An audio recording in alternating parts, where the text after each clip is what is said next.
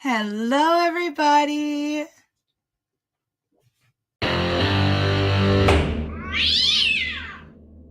On the record in the matter of people of the state of Michigan versus Kelly Tannery, file 244-176-SM. And let's have appearances, please. Yeah, Mike Zakrzewski appearing for the people. Frederick Jensen, I represent Ms. Tannery. And Ms. Tannery, would you state your name? Kelly Tannery.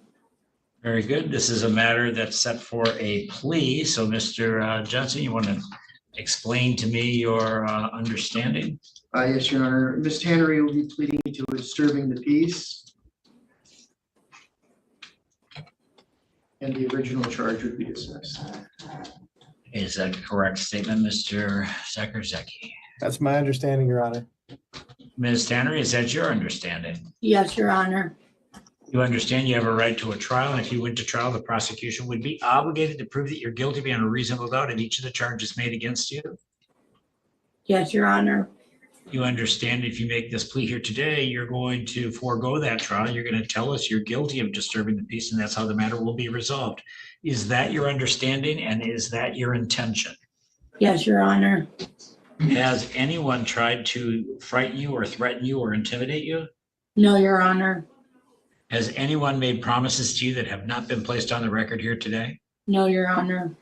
Are you currently on probation or currently on parole for any other criminal convictions? No, Your Honor. The allegation indicates that this is an incident that occurred on October 19, 2024. Is that true? Yes, Your Honor.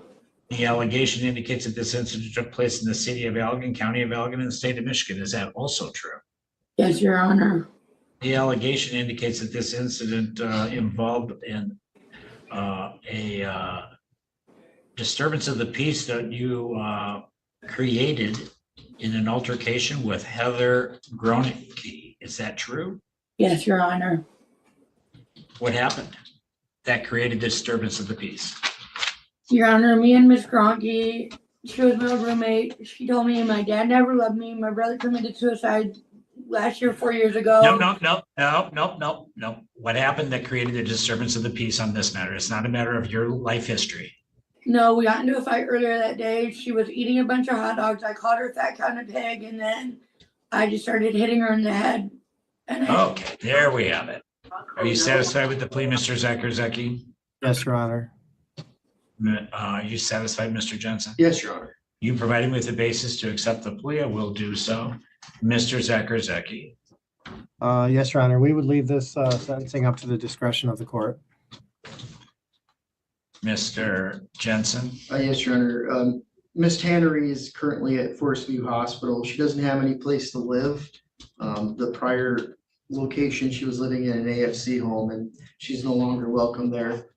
At this point in time, she's asked for fines and costs, but she's also indicating she doesn't have any money, no ability for employment or income. So she's asking if there's any way to cut fines and costs down to the bare minimum. That would be appreciated. What's our history? With regard to Ms. Tannery, she's had one prior. Oh, wait a minute. It was handed to me. I'm sorry. So this is the 1, 2, 3, 4, 5th. Okay. All right. Ms. Tannery, what do you have to say? Your Honor, it would be greatly appreciated if fines and costs were cut down. And I've been working on keeping my hands to myself. I've been working on walking away since before leaving the group home. I got upset. I was walking away. People started to fight with me. I was walking away. I've been talking. I've been using my coping skills instead of putting hands on people. I almost got to a fight at the hospital, but I walked away and kept my hands to myself. Well, but Ms. Tannery, this is in the last 6 years. We've had 5 incidents now that involve you acting out violently. Yes, Your Honor. So, I mean, you make it really hard for me. I mean, I would love to be able to say, okay, I'm going to, address this in a way that is going to be, not impose an inordinate financial burden on you, but what is it that we need to do to get your attention? Do we need to put you in jail? No, Your Honor, what about, I was also thinking about this, Your Honor. When I get out of the hospital, if I could do anger management, I've been thinking about that. I think anger management classes would really help, like an anger management program and like a therapist, like a mental health therapist. But you have people working with you on anger management at the home and at the hospital there too, don't you? At the home, sir, it was more mental health and anger management. But when I get out of here, I was wondering if I could be, if there's an anger management program and if it's low cost or free. Your Honor, I can tell you this, as of that incident, there's been multiple opportunities for me to get in a fight, and I was walking away and keeping my hands to myself. I've been using my breathing techniques, and I've been using my coping Man, skills. you didn't keep your hands to yourself when you were beating her. You just told me you were beating her. So After I mean, that, I've been keeping my hands to myself. well, after that, I mean, yeah, that's like when you walk away after you beat someone up, that's not a matter of self-control. That's just having beat someone up. Yes, Your Honor. That's like, okay, well, all right. I'm not trying to mock you or anything. I'm in any way, shape, or form. I'm just trying to wrestle with how do we address this in a way that we can get some meaningful changes in your behavior. If you have a complete inability to address this matter on a financial in a financial manner, I mean, it really leads my my toolkit pretty sparse. I mean, I've got the opportunity to potentially put you in jail, I suppose. Your Well, Honor, what else what did- opened, Your Honor, what opened my eyes was getting kicked out of that group home.